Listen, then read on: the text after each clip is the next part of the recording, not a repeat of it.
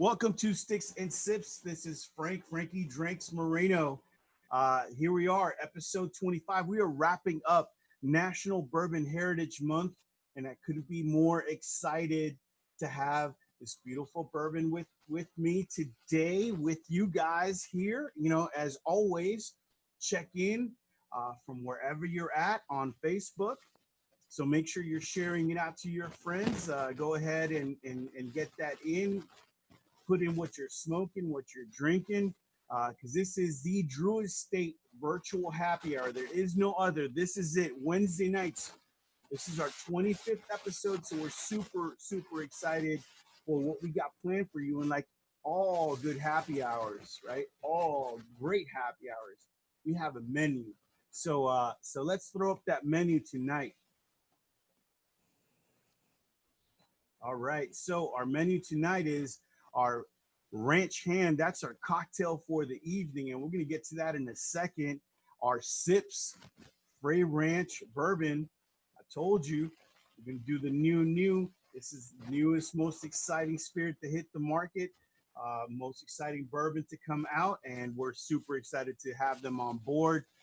Our guests tonight are Ashley and Colby Frey from Frey Ranch, plus my man all the way from Chicago, Mr. Jack Spethman from Benny's. Plus, I got my boy Rob Amato hanging out as well. And I've got, you know the drill, I've got 5 Pappy Van Winkle travel humidors. All you have to do is hashtag Ask Frankie Drinks, or Ask Colby Drinks, or Ashley Drinks, or Jack Drinks, or Rob Drinks, whatever you want. And, if we pick your question, you guys get a humidor. So I'll keep on reminding you. So make sure you get those questions in early, because we're going to get some great knowledge tonight. And I want to jump into the Zoom lounge right now. So I'm going to go around the Zoom lounge with my man. First up, my man, Joey. What's going on, man? What's up, man? Just sipping on some amazing stuff here. All right. And all right. So you listen, you're not outside today. So how is it, smoking indoors, nice AC'd out? Well, all day long. It's better than being outdoors, that's for sure, when it's 99% humidity all the time. But it's all good, man. Smoke, you got a good stick, got some good sips, ready to rock and roll. Let's do it. All right, my man. Thank you for joining us again. 25 weeks in a row, my man. Joey's been part of Six and Sips, man. He's ready to take over, because I'm ready for a vacation. 25 weeks in a row, everybody. Anyway, next up, my man Jack Spethman, all the way from Chicago.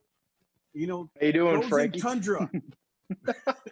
58 degrees is not frozen tundra, my friend. It's frozen tundra if you're from Miami, brother. Once again, looking forward to the show and enjoying a great sip with a great stick. Fantastic, my man. Super happy to have you.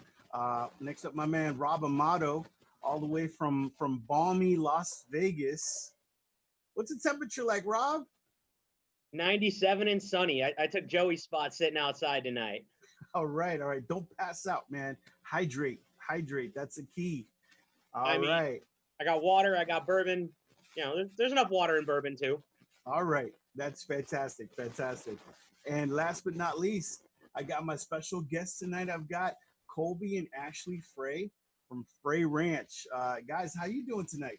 Hey, Great, thank you, yeah. guys. Great. We got our bourbon here. Yeah.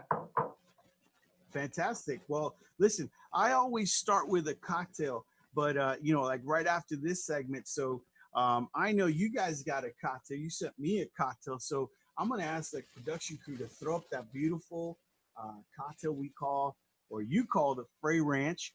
And this is a fantastic way to, attempt on a sour.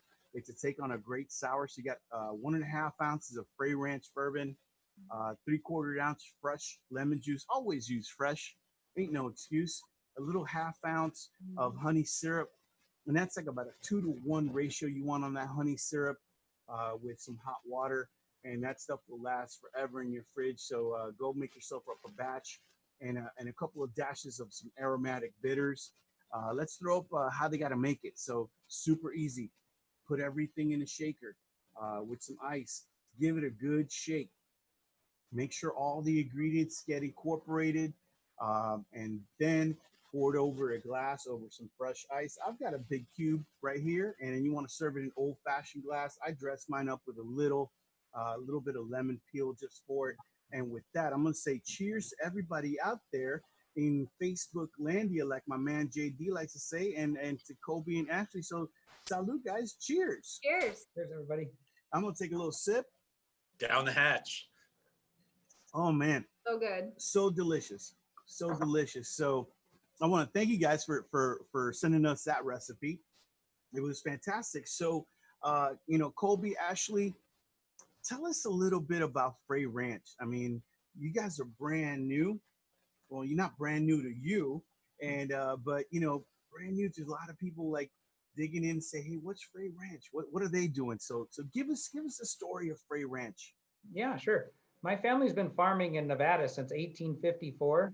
Now, Nevada didn't even become a state until 1864, and we've been continually farming in Nevada ever since. And so it's our true love of agriculture is kind of what brought us to the whiskey world. Is my two passions have always been farming and whiskey. And so we were looking for ways. We've always grown wheat, rye, barley, and corn. And we were looking for ways like, what's the best way to showcase the grains that we're growing? And the natural for us was to make whiskey and be able to grow the grains for a specific purpose. We call our ranch the whiskey farm.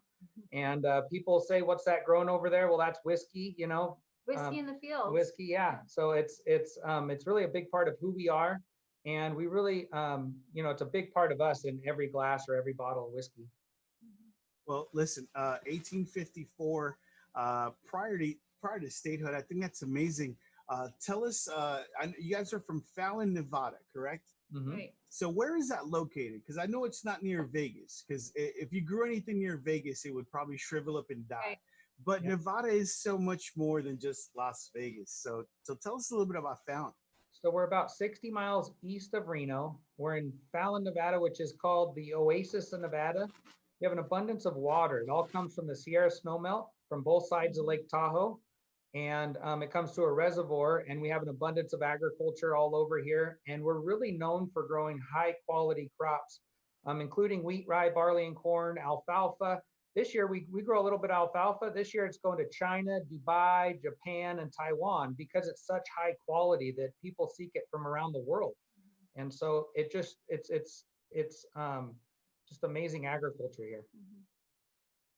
So listen, I'm a big whiskey guy, right? So to get an opportunity to try, like early episodes, we talked a lot about, what makes a traditional bourbon, that high corn ratio in with rye and with barley. And then we talked about high rye bourbons, and we talked about wheated bourbons, and those kind of like and you guys come in and you kind of breaking the mold, and I appreciate you breaking the mold a little bit with using the 4 grain, because not a lot of people using all the grains, so you're using the wheat and the rye. So tell us a little bit about that mash bill that's inside this beautiful straight bourbon. Yeah. So I think we wanted to do the 4 grains to highlight everything that we grow here on the farm. And it's something that not a lot of people do, but we're so proud of. And when you taste the bourbon, obviously you're going to get a little bit of the sweetness from the corn, but on the mouthfeel, you get this amazing rich viscosity from the wheat, just a little bit of rye spice, but not the burn. And that's probably my favorite part of our bourbon is so well balanced. Yeah, and I've always loved bourbon, and I could never tell if I like the wheated bourbons or the rye Right. bourbons better. And I talked to a lot of people and asked them, why do you really use rye, or why do you really use wheat, traditionally? And a lot of times the answer was 150 years ago, that's what they grew around here or whatever. And so we really wanted to showcase all the grains. So let's talk about, you sent me this beautiful bottle, and I know I'm trying to show it off here, and it's got all the grains you guys use in your blend. So let's start with the corn. So how much corn do you have in there? So it's 66%. It's 2/3 corn. So 66.67%. Correct. It's a non-GMO corn, and we plant it in the spring, harvested in late fall. Really high quality. I'll actually pull one here. So this is one of the corn stalks that we grew. Want to talk about it? Yeah, corn's kind of a crazy thing, and a lot of people don't realize, like, Mother Nature is so interesting that if you count the grains of corn around the ear, the kernels around the cob, it's always an even number, and that's how we can estimate the yields on our crop and everything else. But there's 16, there's 18, there's 20. There's never an odd number, and we really tried to show, make our label represent the color of the corn growing in the field. Well, that's beautiful. And then we get to our next, the next largest ingredient, right? In your cases, you're actually going with a really high barley count. Yeah. Talk about that. Yeah, so it's a 2-row variety of malting barley. So it's a variety that's used a lot for malting. And there's 2 rows and there's 6-row barleys.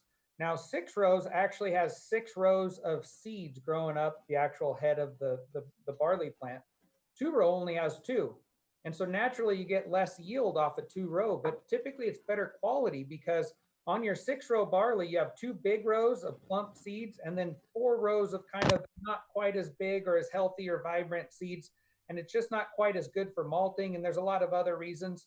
And so by growing our own grain, we can use our 2-row malting barley, grow it specifically for our purposes, which in the fermentation process, it's really important for the conversion of starch and breaking down the starch with the enzymes that are created. So we malt our barley on site here. Are you guys familiar with the malting process? Why don't you tell everyone, I'm familiar with it, but let's get everyone, familiarized with what we mean by malted barley. Yeah, so malted barley it's a grain. Grain is a seed. And so basically what we do during the malting process, the easiest way to explain it is we germinate the seed.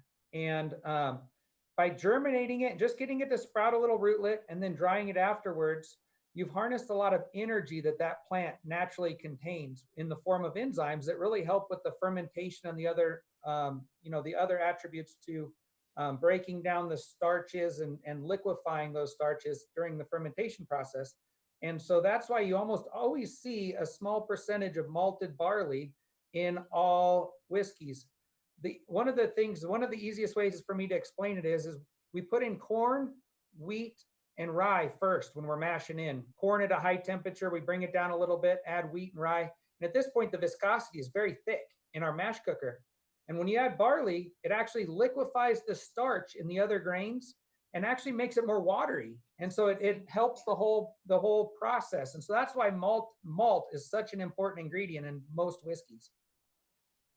I will say, science has such a huge role to play in the things that we enjoy. So, not only our natural products, but, we've gone to the corn, we've gone to the rye, we've gone to the barley, and then you add this beautiful wheat. So tell us about that, because that's really the secret, man. That's, I think so. Yeah, and that wheat, what it does is it adds a little bit of sweetness that the corn already kind of possesses. But what it does is it brings it out. And it also adds a little bit of mouthfeel. Really rich. Yeah. I get a lot of richness, like right on the beginning of the palate. The viscosity is very rich. But also at the end, because it adds this like creamy texture to it that really makes the finish so much better. And a lot of whiskeys, when I drink them, the finish is almost or more important to me than the actual tasting of it, because it makes you want to come back to it and drink more. Well, listen, I'm going to take this moment to show everybody. We have a great slide of beautiful Frey Ranch, and this is a beautiful bottle, by the way. Kudos to you guys. You made a beautiful bottle, and we got a little picture of a cocktail. We got a little picture, of what you guys put out there. And if you guys want to, for everybody watching, get on the Frey Ranch. What's the website again? It's FreyRanchDistillery.com, right? Use FreyRanch.com. FreyRanch.com, right? and they got some great partners that'll get that whiskey out to you, so you guys can can go ahead and give this a go, because it is fantastic. And I'm gonna have you, let's like sneak attack here. I know it's Bourbon Heritage Month, but I know because I got a special dude out there. It's my boy Rob Amato. Tells me about all the cool things he does for you guys, and he says you guys are releasing a rye. Is that correct? So we just released our rye in the state of Nevada back in, was it July, Rob? Yes. And it's the mash bill on it is 100% rye. So that's it. Rye, yeast, and water. We really wanted to tell what the rye tasted like by itself Mhm. without adding anything else. And we're really happy with it. It's not like the Spice Bomb rye. It's really drinkable. And Aged as you for can 5 years. Yeah, as you can tell, we really enjoyed it. But aged for a full 5 years in 53-gallon barrels. So we do things the right way. We don't cut corners over here. And as we were tasting the rye in the barrels, at 4 years, it was really good. At 5 years, it was amazing. And we're so proud of it. It's got a little bit of citrus on the finish that I absolutely love. It's amazing. Well, listen, that's fantastic. And Ashley, no offense to Colby, because I know, Colby's got to, go work that farm and stuff. But, I always defer to the ladies.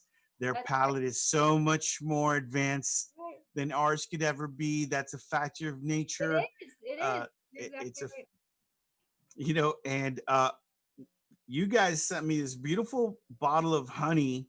And listen, you guys do it all right. So tell me about the honey.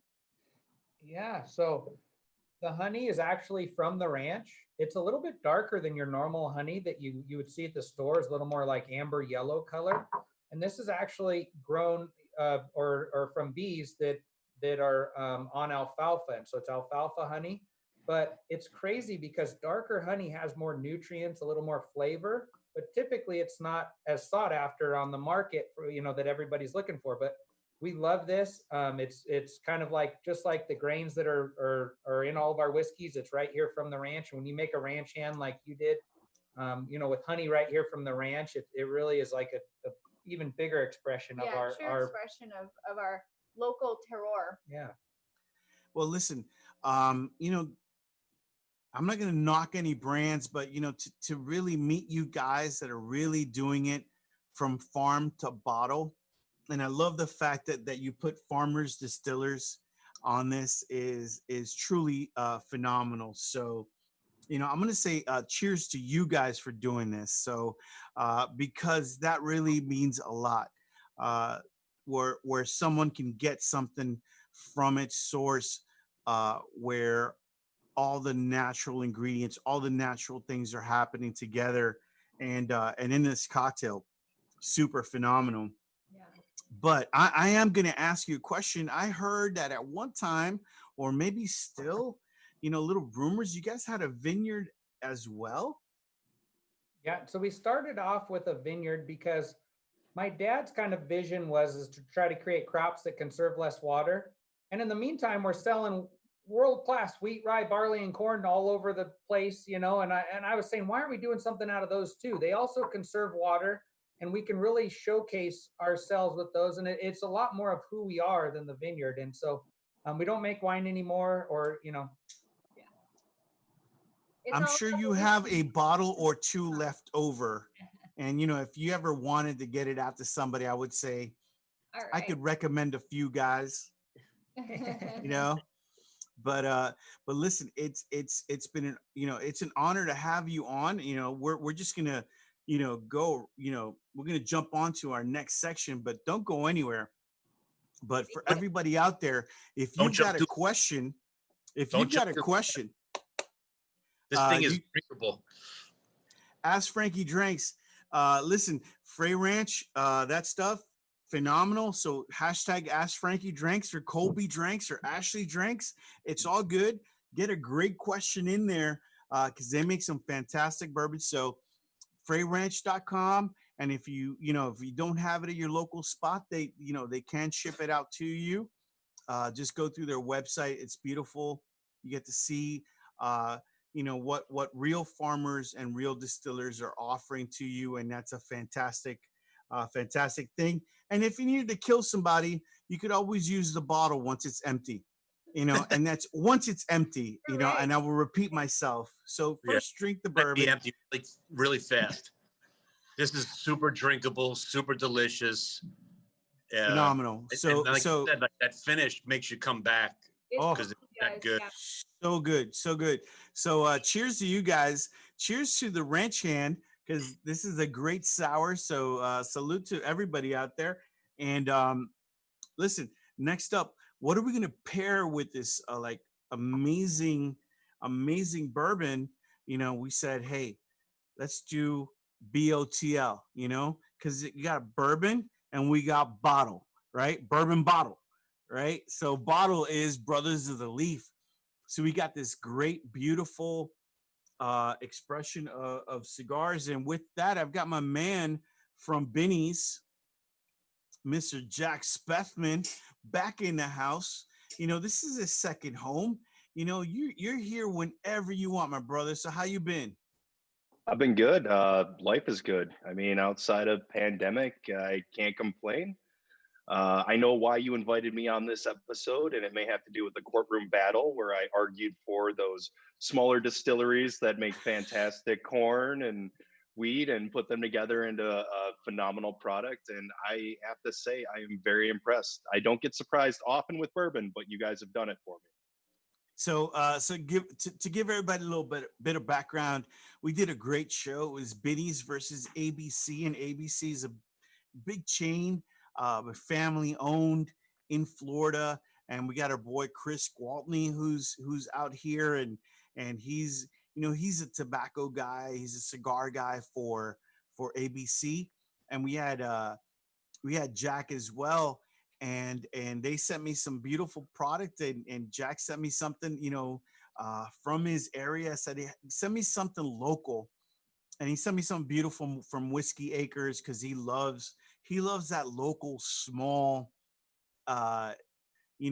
distiller doing something special. And thank you, Jack, for sending that over my way. It was fantastic, and so you being exposed to the beautiful products that that they're doing at Frey Ranch is kind of like me trying to like pay back the favor, man, because you did such a great job for me, and I thank Colby, Ashley, and Rob for making that possible. But let's talk about BOTL, man, because this is kind of like this new thing that we hit on. We kind of hinted at it last year. We dropped some boxes, people picked them up and thought they were great, and now we got the BOTL line, and we got the Corona Gorda, and the Lancero. So what are you smoking today? I'm smoking the BOTL. Whenever I get invited on this show, I try to do my best to see how well you've paired things up or what your suggestions are. And I think you guys knocked this one out of the park.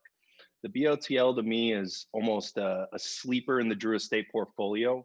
It's got everything that you could want on a nice, smooth, rich cigar, full of flavor. The body's not too much. And paired up with this bourbon, they just accentuate each other in a special kind of way. I'm getting a almost velvet creaminess, huge tobacco flavors. It's a really, really well done. So Well done. listen, before we go on, I'm gonna ask Jack back there in production to throw up that beautiful BOTL. So we're talking about Connecticut broadleaf wrapper. That beautiful, dark, rich, flavorful wrapper over Ecuadorian Connecticut wrapper. I mean binder, and then we got some beautiful Nicaraguan filler that makes that such a special cigar for us. And so thank you, Jack, for doing that. Both Jacks, right? And so everybody could get that BOTL, because everybody keeps asking, like, what's in that BOTL, man? Why people like, why they're waxing poetic on it. And I think that if you pair it with something beautiful, you're gonna have an amazing experience. Truly a cigar for people in the know. If you're Yeah. a geek, man, it's the geek cigar. I mean, it's the right those sizes. That's what you grab. You know, after you're done with your Toros and your Robustos, those 3 sizes are really what you. That's the money spot. Those are the real special ones. You know. You know, I said it before. I love Lanceros, man. I know that's a Willie thing. You know, for everybody knows our master blender saw the video early. You know, Willie really loves the smaller ring gauge cigar. It kind of gives you a different experience. Jack, how do you feel about that smaller ring gauge? You know, that kind of Drew's trying to drop on the market here or there, because we're not leading any industry standard, man. We're making the way, right? Absolutely blazing a path. All too often, it's been my experience that people look for a bigger cigar or a bigger ring gauge, and those can be a phenomenal experience. But with the sizes that you've mentioned, Frank, you're really getting the essence of the wrapper. And so having that Connecticut broadleaf over that Ecuadorian Connecticut, you're going to get that creaminess, kind of that nuttiness. It's going to tone down some of the more peppery things you'd find in a Nicaraguan filler, but at the same time have a very good balance. So when Joey says cigar geek, and we say it out of love because we know that there's a lot of you out there who truly love tobacco for all sorts of reasons, it's true. The smaller ring gauge is going to give you that different experience. You're going to get that wrapper. You're going to get that true flavor, because we all know that the wrapper is the most important part. That's awesome, man. Joey, what do you got to say? Because I know you got a lot to say about the thinner ring gauges. You know, that's always your thing, right? Yeah, it's the perfect balance. That spot, you know, like a 46 ring gauge and under, you know, it just changes. And that's what you really want as a cigar smoker. You don't want to keep smoking the same thing again and again. You want to experience the full range of what the master blender is working on, and the full range of what the tobacco has to offer. So that's why these 3 sizes for BOTL are just magic. Every time we have them here in the office, and those 3 boxes there are going to get claimed very fast. I can tell you that right now. You know, they just go. You know, you stick them in your humidor and you try your hardest not to smoke them too fast. So I'm gonna tell us, Colby, Ashley, you guys are getting yours. You know, I promise. You know, they're coming soon. So get yourself a nice pour. You know, I know it depends on the weather. Out here in South Florida, I enjoy my bourbon over a rock. You know, once I've had it neat, enjoy the flavors, understand them. I love them, you know, over a rock. I also love making a highball, you know, because it's just a little effervescence on the palate. Keeps reminding you of the flavor because you've still got the bourbon in there, a little club soda, and nothing else. And as you're enjoying that cigar in that hotter weather outside, like Rob is, you know, you get to take a sip, you get reminded of that flavor, and you can kind of go back and forth. I personally, you know, this is a personal thing. I love myself a neat pour, and I love myself a highball. So then I could kind of go back and forth and Neat back all and the forth. way. Neat all the way with this one. You know, it's neat is phenomenal, but when you're outside, it kind of gets at that point where you need to kind of like figure out a way how to get it in the palate a little bit, You bit got to of ice man up, cubes. man. You got to man up. That's one of I the don't- things about bourbon is you can drink it all kinds of ways. Everybody likes it a different way, but it's so interesting, and especially like you said, over a big ice cube. As that ice melts, it's getting a little more water concentration in the bourbon, and it totally changes the whole experience as you drink it. We actually tried our bourbon at all kinds of different proofs before we came to 90 proof, and it was amazing. At 96 proof, it wasn't nearly as good as it was at 94 or 98, but then it's even better at 90, and it's crazy, those little tiny differences. And as you drink that, it melts, changing the proof and opening it up and kind of, you know, giving you new experiences as you go. Listen, I couldn't agree more. You know, I was trying to keep, you know, listen, I did my piece early on and I kept the bottle like nice and neat and uncracked. But right now I'm gonna Yeah, have you use my bottle. You use Yes, my bottle. I use your bottle. So right now I'm dipping into my bottle. So you know, I'm just gonna go ahead and enjoy this. So I'm gonna jump over to Rob. Rob, tell us what you do for Frey Ranch, my brother. I am the Las Vegas market manager, handling all the sales and really getting the product moving in the market here, both on premise in stores on premise in the bars and off premise in the stores. It's been a long day. Listen, But listen. anything that Colby and Ashley need here in the market, they ask and I try and deliver as best as I can. He's pretty Rob's much our a lot- Swiss yeah. Army knife of the Las Vegas area for Frey Ranch. Yeah. Listen, Rob is, you know, what I call all killer, no filler. He's a man of multiple skills, you know, Liam Neeson style, you know. So but Rob, you know, when you introduced me to Frey, you know, we talked about, like, you know, what cigars this would go with, and you know, we came up with, it's so versatile, you know, really, you know, that was the final thing. It's like, this is so good with across the board. But what's your go-to right now? Because I know it changes. I actually really enjoy the BOTL, like the pairing. I had that the other night with it just to try it. And right now I'm actually pretty far down. I started this when we started the show. This is just the A, and I've been able to crush through it pretty quickly today. I don't know why, but the A goes really nicely with it as well. I usually like a darker, heavier, something like that when you're gonna have something neat or on the rocks. I was drinking on the rocks, but as hot as it is, the ice kind of melted. Um, and it really has a nice complement with the proof and the flavors in the bourbon to a little bit heavier of a cigar or bolder, and it really makes a nice complementing pairing. You know, Jack, I mean, I know, Jack, you just got yourself a bottle. So I mean, what other DE sticks do you think that this works with? And I trust your palate a great deal, my brother. I appreciate that. It's a tough one for me because the bourbon is so complex that I think you could almost grab anything off the shelf. I'd love to see people. You'd have a great experience whether you did an undercrown shade, a sun grown, a Maduro, a sun dog, things like that. I mean, it's this bourbon could bounce off of a lot of things in the Drew Estate portfolio. Personally, I would do a number 9, just because that's my first love. But yeah, that's because you're an aristocrat. But Yeah. we I would do a Norteño, man. Norteño with this would be phenomenal. oh, how about a Herrera Steli Brazilian? there you go. Listen, Gonna have to try it. I'm pointing to the box, but the last full box I put up here, everyone smoked. So, you know, so everybody watching here, this is the Sticks and Sips set, and I set it up beautifully. You know, we got our Liga Privada Unicos, and we have our shade for days, undercrown shade. And my man Colby out there has got his undercrown shade. Beautiful, beautiful, flavorful light.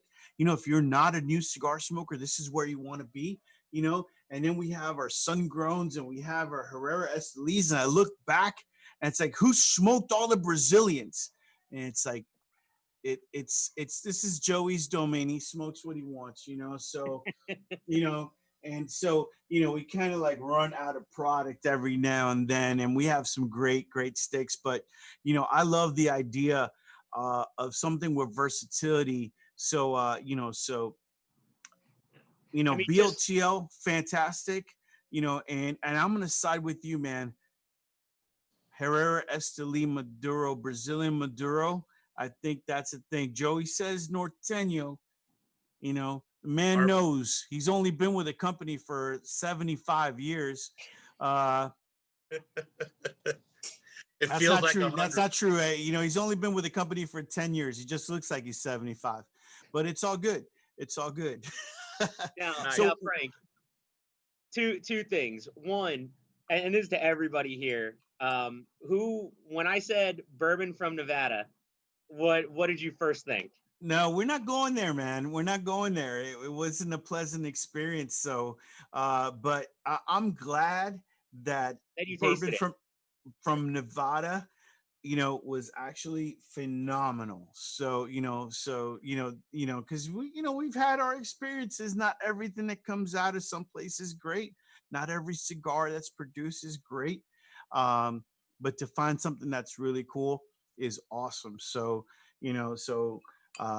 hats off to you for opening my eyes. I was kind of like a little reticent at first, but I'm so happy, man. So keep those bottles coming. That's all I'm gonna say. Did you hear me, Colby? You got me. I got your back, and if I don't, Rob, you send them to see the Swiss. All right, yeah, exactly. No, listen, Colby, I'm not talking to you. I'm talking to Ashley because I know we're this. Ashley, you and me, yes. Right. Yeah. There we go. All right. Answering questions over here. All right. I love it. That's fantastic. So everybody keep those questions coming. We get you that travel humidor. I know you got great questions because we actually have like the guys that, not just brand ambassadors. I love brand ambassadors, but we have the people actually making that product. And we have like Jack from Benny's, talking about this beautiful BOTL that we have in this pairing, and I'm so happy that you guys like it, because this is kind of where we kind of said, this is a beautiful bourbon. What do we pair with this? And where does your mind go when you taste this? And I thought BOTL was great. And I hope everybody out there is having a great BOTL moment or a great Frey Ranch moment. And if they're not, they're having a great moment with whatever bourbon or whiskey or whatever drink of their choice and whatever Drew Estate cigar they got going. So, Jack, listen, man, what is the newest new, man? What's going down at Benny's right now? I know we're on phase 3 right now. There's a lot of stuff with that. I'm not going to get into the political side, but what's going on with Benny's, man? What's happening over there in the humidor?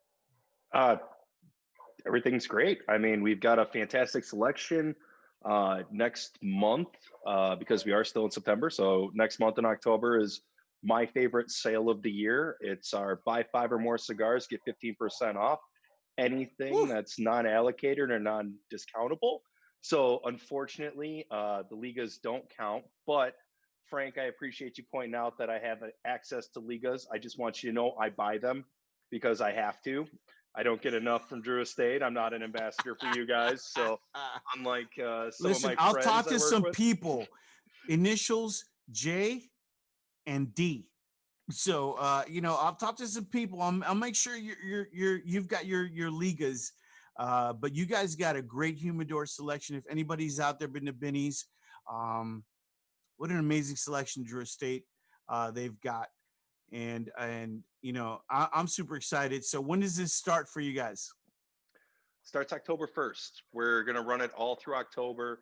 So if you're in the area, feel free to stop out. If you're not, you can shop online with us, sign up for a Benny's card.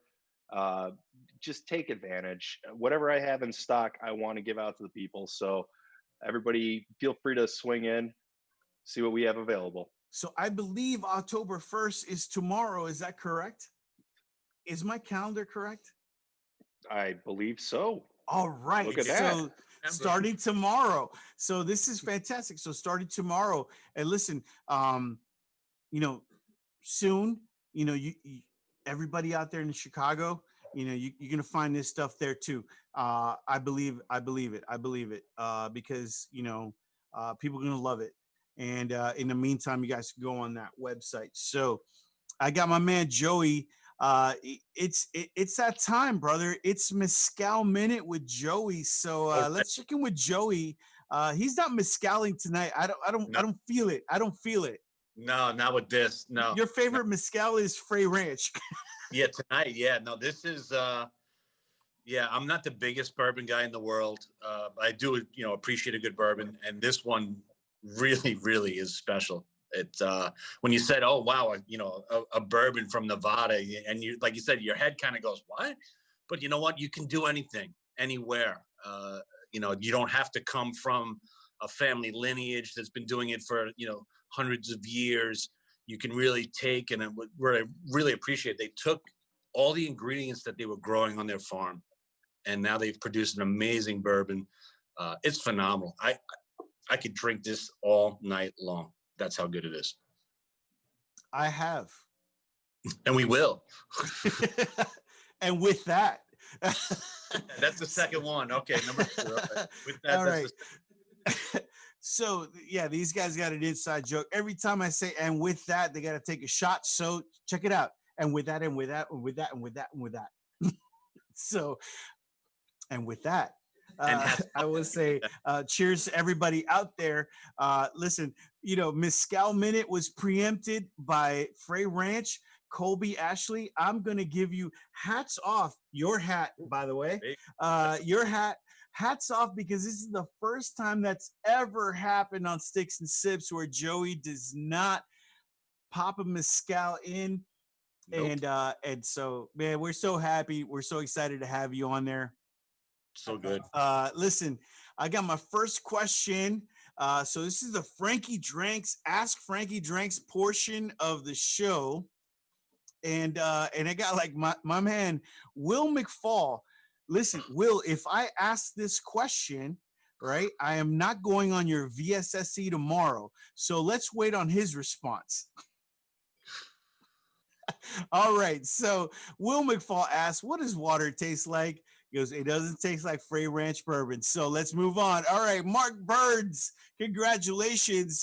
You are winner of the Travel Humidor. How much is the water used to make bourbon influence the flavor? So this is actually a Colby Drinks question. So Colby, are you, I know this is coming into me at 90 proof. So you're cutting it with water, right? It's a difficult question, really. Yeah. It's loaded. How does water play into the cutting of the bourbon? There's several ways that we use water. First of all, we're taking the grain, we add water, and we ferment it, and then we distill out the alcohol after it's done fermenting. And so it's really important for the water, for the fermentation, to be very low in iron. Iron is not good for the fermentation and several other reasons. And so, when you go on the bourbon trail, everybody always talks about their limestone iron-free water, or limestone filtered iron-free water. We came back to Fallon right away and tested our water, and it's got less iron in it than most places in Kentucky. I mean, it's really good quality water. And we attribute that because it comes from, both sides of Lake Tahoe. It comes from the Carson River, and the Truckee River is where we get all the water to recharge our aquifer here. And Tahoe is known for its crystal clear quality water. And so it's really important. It adds a lot to it. But the water that we add back to the whiskey, like what you're asking, the barrel proof is about 125 proof. We have to cut it with a little bit of water, but that water is extremely pure. We don't want anything in it. And so we filter that, and we actually distill that water also to get any impurities out of it when we add it back to the whiskey. Well, Mark, I hope that answers your question. I think that, it really comes down to a chemical question. These chemical engineers and all these guys that do their thing, but the reality is quality of water does affect your flavor. And it's beautiful that they bring this down to 90, and it's so flavorful at 90, And I'm going to ask a follow-up question, which is not on there, but I'm going to entitle myself to my own personal Pappy Van Winkle Travel Humidor, right? When you get to, you say you're non-chill filtered, what does that mean? That's a great question. So non-chill filtered means there's little proteins in all whiskey. And sometimes if you were to put that in the freezer, it might become a little bit cloudy because those proteins actually come out of solution. And so a lot of distilleries will chill filter the whiskey. So they'll get it really cold, and then they'll use a really fine filter to filter it after that. So they're trying to form those proteins that form and then filter them out. And so we don't want to do that because it also filters out a lot of flavor. We just spent 5 years of that whiskey aging in a barrel, and we don't want to filter out that flavor and affect it in a negative way. And so most distilleries just don't like that cloudiness that it might have at lower temperatures. And we're totally fine with that if the flavor's better, because it doesn't affect the quality in any way. Right. And when we're talking about that cloudiness, I believe the is a scientific term called flocculation. Yeah, good job. Yeah. All right. Barrel flock and bottle flock. Yeah. What'd you call me? Oh yeah. Flock you. So yes, so you guys, if you ever get like the little bit of cloudiness, it's not something to really worry about. It's actually it's part of that bourbon. It's part of that process where it wasn't filtered out, and it's not going to harm the flavor. So I want to make sure everybody knew that, because not everybody's going to remember flocculation. Like, what? That I did that in middle school. Anyway, so so next question, Scott Williams, are you guys going to make? And this is Ask Colby Drinks. Are you guys going to make a barrel proof rye? Ooh, that's a great question. Our normal rye is actually at 100 proof. It's considered bottled in bond. So it has to meet certain requirements to be bottled in bond. And we're starting our barrel proof bourbon right now, but our barrel proof rye, we don't have plans for it in the near future. We don't have a date yet, but we plan on doing it someday. But our next product is going to be barrel proof bourbon. And we're really excited because we have 12 store picks that are going out next month, and they'll all be barrel proof. And we're really proud because there's 180 barrels in our batch one, and we kept 20 of them separate. And Russell and I, our distiller and I, tasted every one of these 180 barrels. And we picked out the different ones that were good for different reasons. So some of them might have been spicy. Some of them might have been maple. Some of them might have been fruit, fruit forward, all these different reasons, but they're exceptional in their own different way. And some of them might be really good in an expression of our traditional bourbon. And so those are going to go out, and I'm really excited. It's been really an amazing process tasting all these barrels with the different stores, and it's fun. That's awesome. I'm super excited about that. Rob, keep me in the loop, man. I'm your boy, bro. You got to keep me in the loop. I'll let you know. All right. I'll tell you this though. I think it was like my second or third day with the whiskey, with the brand. How many we taste, Kobe? 60 or 65, yeah, something like that in a row. Oh, jeez. That was just initiation. Yeah, we had to get them, basically we had to get them initiated right. We had to make sure that we made the right choice, and we did, of course, with Rob, but we just couldn't let him get away with not tasting 60 barrels right away. Jack, you done with tasting 60 barrels? That sounds like a really tough day at the office. I don't know why, but for me, I'm sure that was a rough one on you, Rob, and way to go, guys. Put him through the ringer. Listen, I've got another question. So Todd Woodford, with water loss at high temps, what's the weight difference in fresh versus aged barrel full of your wonderful bourbon? So I'm going to imagine that, Todd, what you're asking for is like, what's your angel share loss? So the angel share every year is about 6% in our specific climate. But here's what's really interesting is we had a lot of humidity. Our barrel houses are unheated and unair conditioned. It's really important because it expands during the hot summers and it contracts during the cold winters. And here in Fallon, we have 4 distinct seasons. It gets down to 0 degrees for a week or two in the coldest part of the winter, and 100 degrees for the hottest part of the summer. And we laugh because sometimes we have 4 seasons in one day, but that really helps with the aging of that whiskey. And so one thing that we have to add though is humidity, because at high humidity, you actually lose more alcohol out of the barrel. At low humidity, you lose more water out of the barrel. The proof might go up or down. Now it sounds the opposite, because we do not want to lose any water out of our barrels, because we'd rather lose alcohol and have the proof come down or stay where it's at rather than go up, because then we have to add less water when we're ready to put it at bottle strength at 90 proof. And now it's more flavorful, it's more concentrated, and it's just an all out better product that way. And so we add a lot of humidity, and that really helps keep the angel share at 6%. In Nevada, we're the driest state in the nation, our humidity is very low. which is really good actually in the fields and the growing and every other respect except for the barrel aging. So we add humidity, and that really helps the aging process, and also that only 6% per year loss to the angels. Right. And you know, that's the one thing I'm going to say to everybody out there that's trying to figure out, like, you know, what that really means. It's like um making sure that you get the best of the distillate that you got in that barrel, to make sure that you don't have to add additional water at the end of the process. So, you know, so Todd, that's a great question.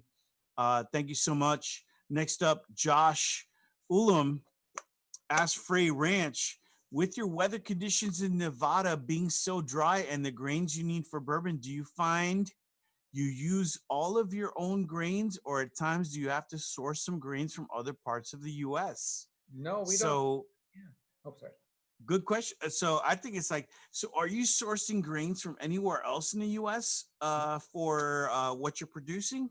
No, so we don't source any grains. All 100% of the wheat, rye, barley, and corn that goes into all of our spirits are all grown right here.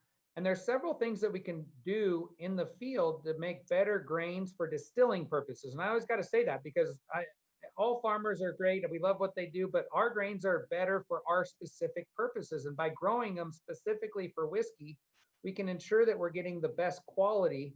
And as with anything, with better inputs, you end up with better outputs. And so with better grain, better water, better every step of the way, we end up with a better product. And so we control every aspect, from growing the grain, seed selection, irrigation techniques, different fertilizer management, to harvesting, everything else.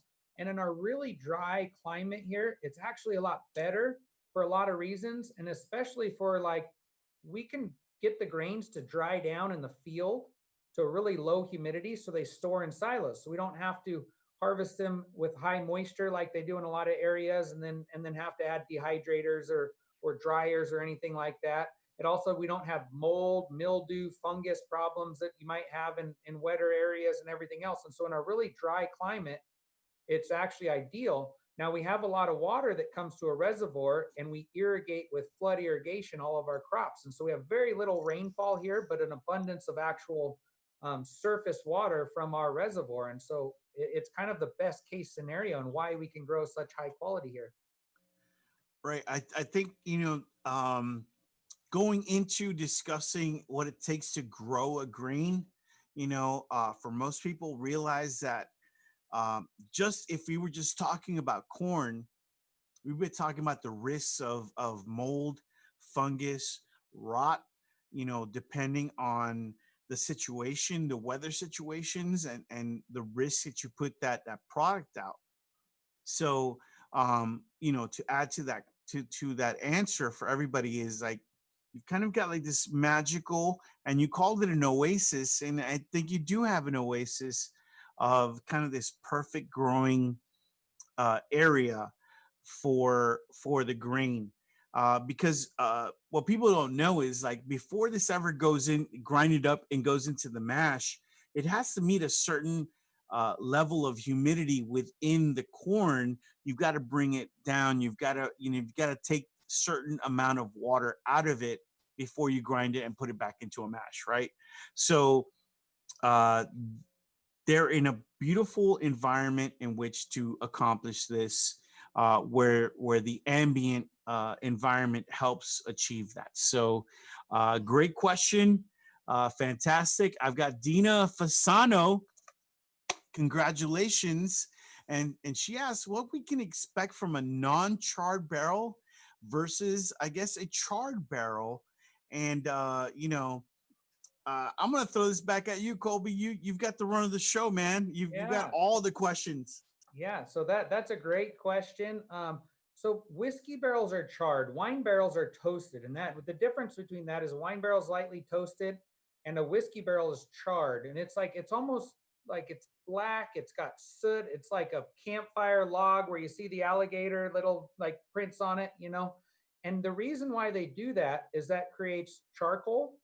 charcoal has carbon in it, and carbon acts as a natural filter to absorb the impurities while that whiskey's aging in the barrel. And so just like your Brita filter is a charcoal filter, it absorbs those impurities, it mellows it out, it gets better over time. That's why there's nothing that will ever replicate time in the whiskey aging process. But also it's a reaction called the Maillard reaction. And that what that does is it's just like when you char a steak or you toast your toast or whatever.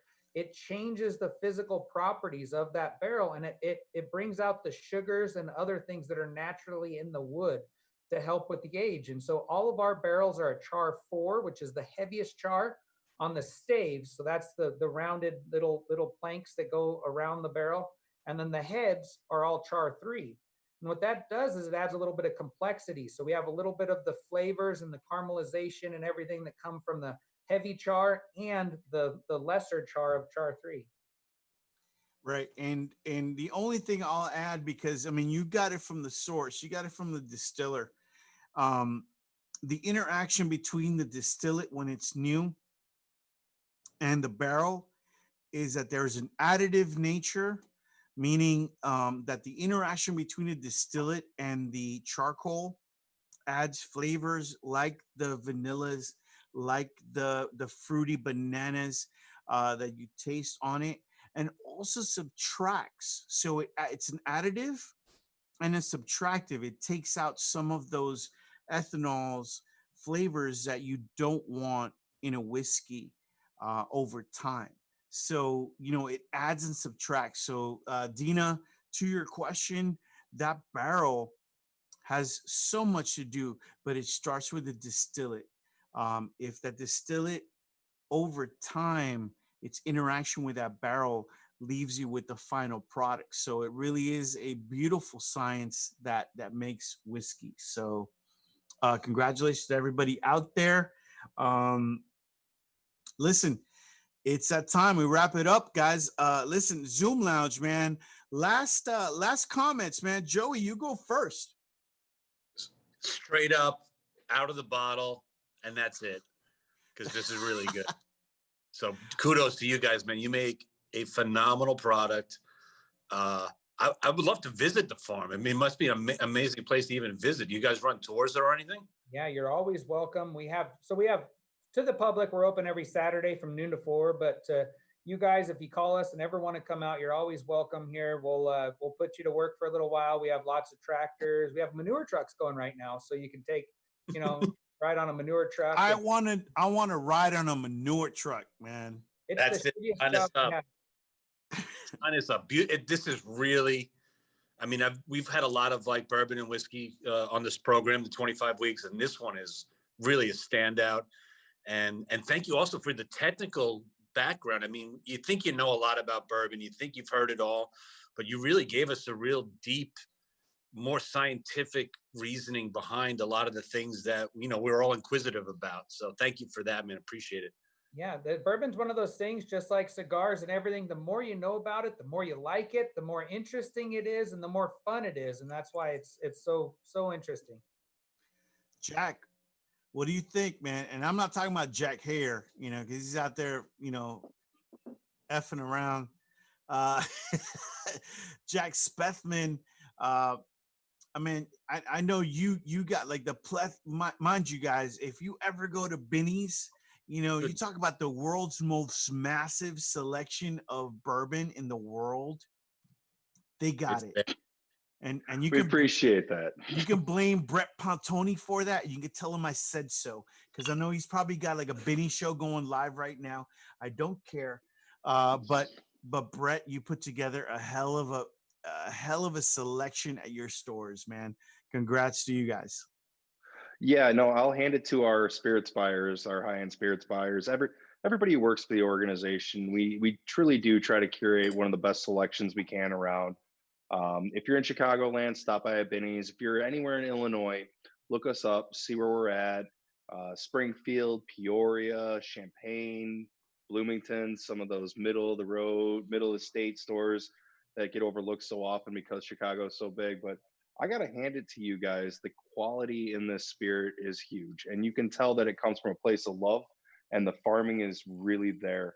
high quality ingredients give you a high quality product. So, Frank, Rob, thanks for inviting me. Thanks for sending me out.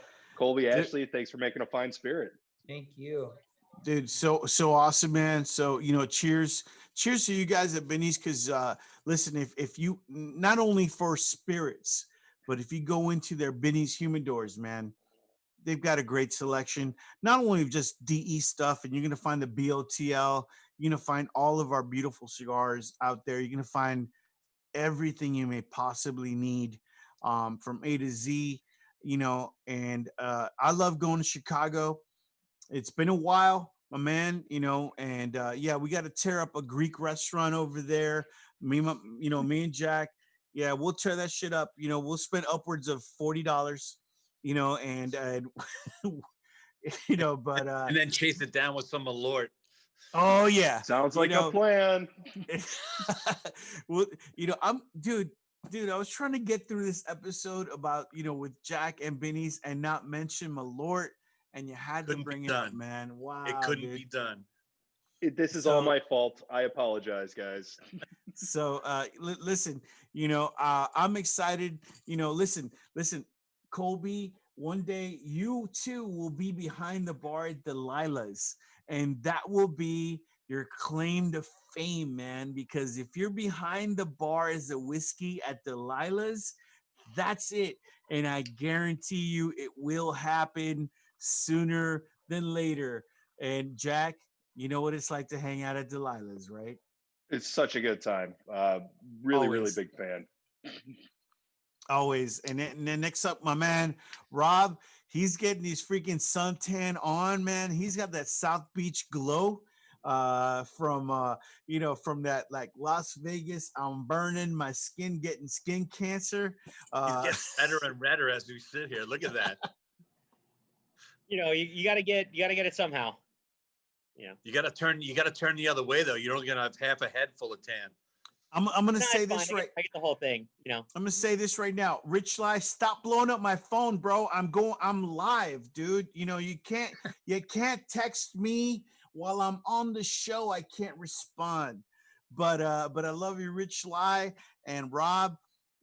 Listen, so honored that you introduced me to Frey. So happy that that we go back with part of that DE family, and you guys, and that you are with Frey in Nevada, and I can't wait to go out and see you guys as well. Thank you, guys. We really appreciate you having us on here too. Super cool. I'm gonna go outside and smoke this right now because I didn't smoke during the program, but thank you. We really appreciate it. It means a lot to us. We work really hard, and thank you. Well, listen, Colby, Ashley, thank you for joining us. It's been a great Six and Sips. If you guys didn't pick up something incredible knowledge about bourbon at the very tail end, right? Last day of National Bourbon Heritage Month. This is it. And I think we close it out strong with Frey Ranch and with BOTL. So go out and get your stuff. Listen, now's the time where I want to thank everybody. Oh, listen, hey, talk about that thing right there, Colby. Yes. Which was one? that? The belt buckle? Oh, so you mean the bottle itself? Yeah. Yes. The top of the bottle is amazing. Yeah. So, and Ashley's actually better at talking about the bottle than I am. Here, talk about it real fast, Ash. She's way better. She's amazing. So we started with this amazing topper, and this is in the shape of a bolt. And if you guys pick up this bottle, this is like, what is this made out of? It's a metal. It's called Zamac, zinc, manganese, zinc, something, and manganese. Yeah, maybe it's solid. Wait.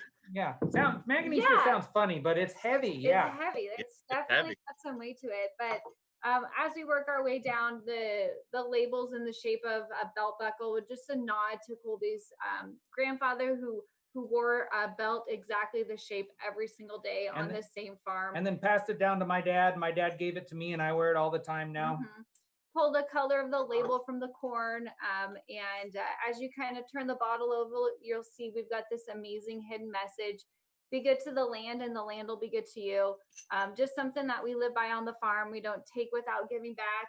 And It's really important. Without, as farmers, if we just take without Yes. giving back, we don't have a future. So we have to take really good care of our environment, the ground, everything. Otherwise, it's going to affect us in the future. And so it's more than just like a trendy thing to be, to be like that. It's really who we are, and in our whole it's on our foundation of our bottle and our lives as farmers. And this bottle's got some weight. I mean, this You ain't kidding. oh, I call it the murder bottle. Right. So as soon as you're done drinking that, you can use it to murder somebody. And Because when we were designing the packaging, one of the things that we really wanted was just something that like felt good in your hands. Like when you pick it up, you just felt tough, and we definitely got that. So You did 100%, man. You Yeah. lift that sucker. You know it. yeah, absolutely. So, to a green new world, I thank everybody for being on here. Ashley, Colby, Jack, Rob, Joey, everybody, the entire DE family that supports Sticks and Sips makes it happen. Producer extraordinaire, he said I had to use that term, Mr. Jack Hayer, for putting this show on together. To all of you that are watching Sticks and Sips, watching me freaking talk some crap for like 2 hours and interrupt my beautiful guests, I thank you for tuning in. And everybody at Drew Estate, the marketing team, sales team, the factory, the warehouse, our executive team, and thanks to everybody. Listen, get yourself involved, right? Follow us. So let's throw up that slide. This is the follow slide. Listen, follow Drew Estate Cigar, follow Frankie _drinks. There's a lot of excitement there week to week. You guys get to, check out what's going on. So make sure that you follow us, and make sure that you support your local brick and mortar cigar shops. Make sure you support your local. Right now, we're kind of in that opening stage. Support all those people that make, the hospitality industry, that make spirits and cigars possible for you, the retailers, everybody out there. It's been tough for everybody, but let's make it better, right? We got a better day ahead of us. We got a greener day ahead of us, because we got to take care of the land. If we don't take care of the land, it won't take care of us. So make sure that you keep that in mind.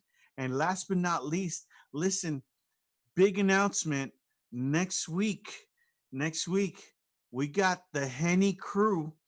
If you don't know who the Henny crew is, they're part of that Drew Estate family that creeps around, looking around. But I got my man Nathan Green, from Moet Hennessy, coming in and talking about Hennessy VSOP privilege. What a great opportunity for you guys to learn about cognac. We learned about great freaking bourbon from Nevada. We're going to learn about great cognac from France. So tune in next week. Am I done, Jack? Is that it? All right, I'm out. Sticks and Sips, episode 25. We're out. See you next week.